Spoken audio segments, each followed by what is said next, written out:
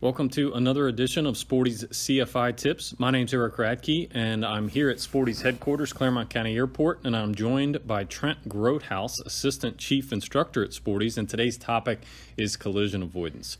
Trent, welcome. I can't, think of a more important topic, or fundamental topic that is so important to teach everyone involved in aviation, and that's the responsibility for collision avoidance. So can you talk us through some tips or insights, advice, what you would give to new students when speaking about the responsibility of collision avoidance? Yeah, so one of the biggest things about collision avoidance is actually starting from the get-go. The first lesson is still paramount to instill that law of primacy, right? So talking about it before we even go out to the airplane, really make sure the student understands what's going on. Meanwhile, as we go on in training, it's going to kind of build upon that, but we need that nice cornerstone. So basically kind of going out there, talking about the 10-degree increments, looking outside, as well as with maneuvers, start talking about lifting the wing, right? Especially with the high wing Cessna, doing steep turns, you're definitely going to be going into a blind spot.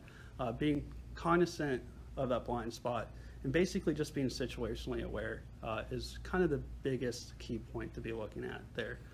Now, Trent, it seems like we're all guilty at some point, right, of probably spending a little too much time in the airplane itself, and with our modern flight decks and equipment to look at, that's even more prevalent, it seems like. So, what are some strategies that you employ to help your students focus less on what's going on inside and more outside looking for traffic?